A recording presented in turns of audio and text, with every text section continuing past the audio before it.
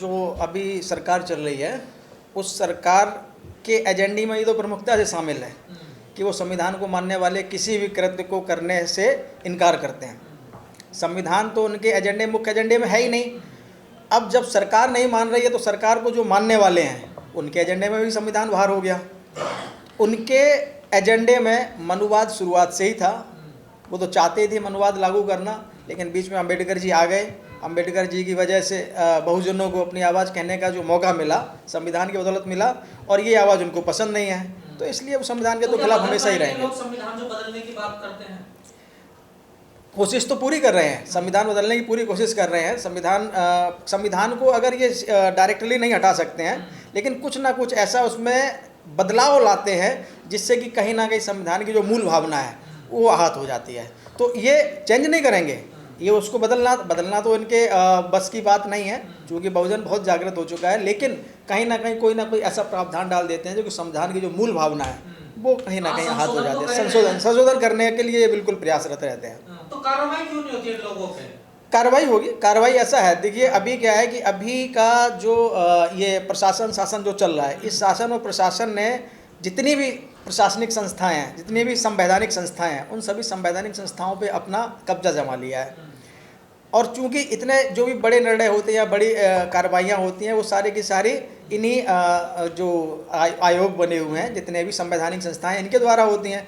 ये जितनी भी कार्रवाइयाँ करते हैं वो अपने अनुसार करवाते हैं, अपने अनुसार उसमें ज्वाइनिंग करवाते हैं, अपने अनुसार पोस्टिंग करवाते हैं। जहाँ इनका फायदा होता है और जहाँ इनका नुकसान होता है उस हिसाब से ये अपनी कार्रवाई करते हैं। बाबा तो संविधान लेकर घूम रहे हैं कि हमने नया संविधान बना लिया।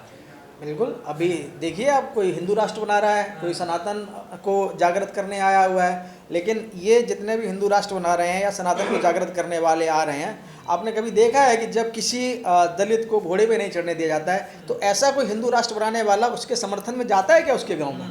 कभी आपने ऐसे किसी व्यक्ति को इसमें जो पूरा ठेका ले लिया इन लोगों ने पूरे देश का, क्या कभी ऐसी किसी घटना के में जाकर के अपनी प्रतिक्रिया दी या वहाँ जाके उसको घोड़े पे बैठा के उसका मनोबल बढ़ाया? कभी भी ऐसा कोई भी व्यक्ति ऐसी किसी घटना के लिए ना तो बयान देता है और ना ही वहाँ जाकर के सामाजिक संदेश देने की कोशिश करता है। एक बाबा है वो कह रहे हैं कि जो लड़कियां 25 साल में शादी करती हैं वो 4-5 जगह मुंह मार कराती हैं। देखिए वो बाबा नहीं है, वो कॉमेडियन है जिसकी आप बात कर रहे हैं। वो बाबा है ही नहीं, वो तो कॉमेडियन है। वो हाँ, वो अनुद्राचार्य कॉमेडियन है, वो बाबा नहीं है। क्योंकि उसकी जो TRP है वो रील से आती है। लोग आजकल कपिल शर्मा को उसने कड़ी टक्कर दे रखी है। कपिल शर्मा का जो कॉमेडी वाला शो था उसको देखना बंद कर दिया। लोग अनुराधाचार्य को केवल और केवल कॉमेडी के लिए देखते हैं, तो उसकी बातों को सीरियस मत लीजिए।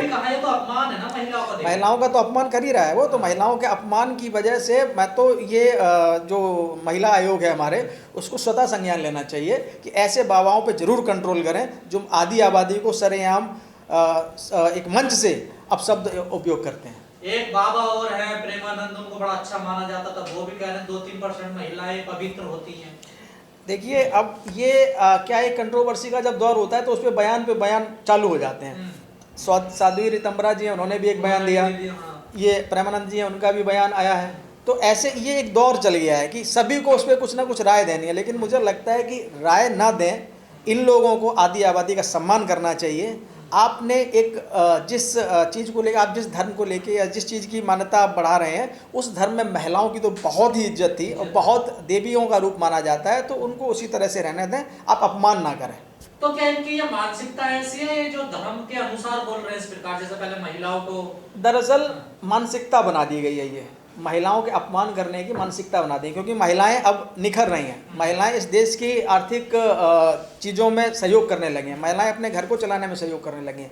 महिलाओं का जो योगदान है घर से लेकर के व्यापार से लेकर के देश से लेकर के हर जगह अब आगे आ रहा है। जो कुछ लोग हैं जिनको नहीं ये करता है कि ये क्यों आगे आ रही हैं, तो महिलाओं को घर में रखना चाहते हैं? नहीं, बिल्कुल ये रखना चाहते हैं। ये नहीं चाहते कि महिलाएं आगे आएँ। ये बिल्कुल यही चाहते हैं कि पुराने दौर में जैसे महिलाओं का जो प्रथा थी वो सारी चीज़ें वापस आ जाएं। इनका घर से निकलना, इनका किसी काम में सहयोग करना, व्यापार में आगे आना, पॉलिटिक्स में आगे आना, इनको अखरता है। ये महिलाओं को अधिकार नहीं देना चाहते। एक पहले धीरेन्द्र शास्त्री वो कह रहा था जिसकी मांग में सिंदूर नहीं हो खाली प्लॉट है। मैं कह तो रहा हूँ, ये जितने भी ठेका ले रखे हैं, इन जो ठेकेदारों ने ही तो सबसे ज़्यादा हिंदू धर्म का अहित किया हुआ है। ये जितने ठेकेदार बने हुए हैं हिंदू धर्म को सबसे ज़्यादा जो नुकसान है वो इन्हीं ठेकेदारों के द्वारा है। ये कुछ नहीं कर रहे हैं, ये केवल इनके, आप घर पे इनके आश्रमों में चले जाइए, इनके आश्रमों में अगर आप देखेंगे जाके तो कम से कम हज़ारों एकड़ ज़मीन जो ये कब्जा करके बैठते हैं।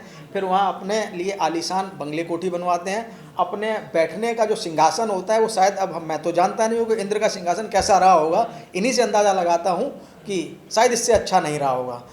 अपने अपने राम नाम का वो आड़ लेकर के इतने महंगे महंगे सिंहासनों पे जाना, इतने महंगे महंगे विमानों का उपयोग करना, कहाँ से ये जनता समझती क्यों नहीं? फिर भी बाबाओं के पास जाते, तमाम बाबा जेल में पड़े रेप के आरोप केस में। देखिए जनता जो है, जनता, चूंकि मैं कह रहा हूँ ये सारी चीज़ें जो है एक प्रोपेगेंडा है, ये सरकार के द्वारा चलाया जाता है। सरकार का जो मुख्य उद्देश्य है वो है सबसे पहले लोगों को शिक्षा से वंचित करना।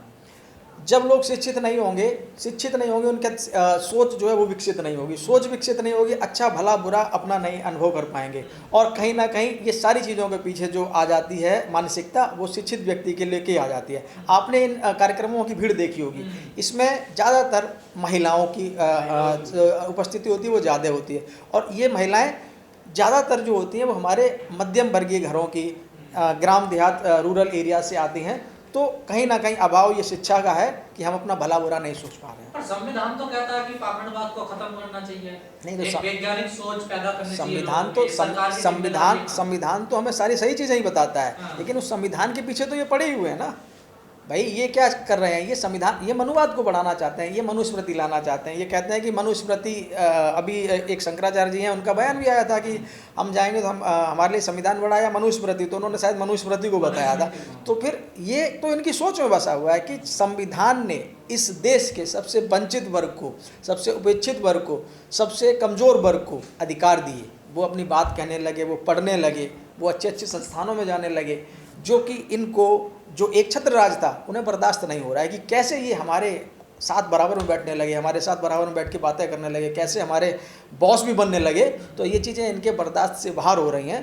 तो कहीं ना कहीं इनकी मंशा में और सरकार की मंशा में यही है कि मनुस्मृति को वापस लाया जाए और ये जो अति दलित, पिछड़े, SC ST माइनॉरिटी जो भी हैं, इनको कतई भी बराबरी का मौका नहीं मिलना चाहिए। सरकार महिला सम्मान की बात करती है जी, जितने बाबा हैं और सरकार में बैठे कुछ लोग हैं जो महिला का आए दिन अपमान करते रहते हैं, इस पर सरकार चुप रहती है, क्या कहना है आपका? सरकार देखिए, अब अगर बात जाएगी तो बहुत दूर तक चली जाएगी, बहुत दूर तक जाएगी। क्योंकि आप इस देश के प्रधानमंत्री की भाषा का स्तर देख लीजिए। इस देश के जो प्रधानमंत्री हैं माननीय मोदी जी, उनकी भाषाओं में, उनके पुराने भाषणों में किसी को वो बार डांसर बोल देते हैं, किसी को लाखों करोड़ों रुपए की गर्लफ्रेंड बोल देते हैं, और कभी किसी महिला का किसी भी महिलाओं को या पूरे देश की महिलाओं को सिंदूर का अपमान करने लगते हैं। सिंदूर लगाने के लिए भी एक मुहिम चला देते हैं। कभी किसी के मंगलसूत्र के बारे में बात करने लगते हैं। तो जब एक देश का मुखिया ऐसी बातें करेगा तो जाहिर सी बात है उसके जो अंधभक्त अनुयायी हैं, जिनको पढ़ाई लिखाई से लेना देना नहीं है, जिनको किसी भी चीज़ से मतलब नहीं है, तो अनुयायी हैं, ऊपर से जो आदेश आ गया, ऊपर वाला अगर अपमान कर रहा है तो नीचे वाले तो सिंपल सी बात है कि अपमान करेंगे ही करेंगे। मुझे लगता है ये बाबा जो है मानसिक रूप से बेकार हो चुके हैं, इन्हें खुले में छोड़ना बहुत गलत होगा देश के लिए और समाज के लिए। देखिए अब भाई, जब पिछली सरकारों में आपने देखा होगा, पिछली सरकार आई थी, बाबाओं के खिलाफ केस बनते थे या बाबाओं के खिलाफ कोई चीज़ आई तो उसके खिलाफ जांच बैठी और उनमें उनको सजा भी हुई। आपका कई सारे आसाराम हो गए, राम रहीम है, ये अपराधी हैं, ये जेल में है। लेकिन आज की सरकारों के दौर में क्या चल रहा है कि इन बाबाओं पे कोई कार्रवाई नहीं होती है, बल्कि इनको TRP मिल जाती है, इनको हाईलाइट किया जाता है। और बड़े बड़े देश के प्रधानमंत्री से लेकर के और उस राज्य के मुख्यमंत्री, वहाँ का जो भी विपक्ष का, वो सब धीरेन्द्र शास्त्री के आश्रम में जाकर के उद्घाटन में कार्यक्रम में जाते हैं, छोटा भाई बताते हैं। तो फिर आप बताइए उनका मनोबल कितना, आपके या हमारे किसी भी नॉर्मल व्यक्ति की क्या ये औकात है कि उसके समक्ष हम बैठ सकें? तो उनका मनोबल बढ़ाया जाता है। और मनोबल कौन बढ़ा रहा है? तो ऐसे विश्वगुरु बनेगा भारत। विश्वगुरु तो देखिए, विश्वगुरु की जो परिकल्पना है, विश्वगुरु तो आप अभी ये समझ लीजिए कि अभी एक हमारे देश में एक बहुत घटना हुई थी पहलगांव की, सभी को पता है। और कैसे सेना की आड़ लेकर के, सेना की आड़ में सरकार अपने प्रोपेगेंडा को भुना रही है। उस विश्वगुरु के निर्देश पे विश्वगुरु के ने क्या किया, अपना एक प्रतिनिधिमंडल पूरे विश्व में भेजा जब उससे काम नहीं चला तो फिर खुद जा के पूरे देशों में घूम रहे हैं। लेकिन कहीं ना कहीं ये पूरा का पूरा जो ऑपरेशन हुआ या पूरी की पूरी जो कार्रवाई हुई, ये कहीं ना कहीं हमारी सरकार की विफलता को दर्शाती है। मैं नहीं समझता कि अगर आप अपने देश के आम जनता को मजबूत नहीं करेंगे तो आप विश्वगुरु कहलाने लायक रहेंगे।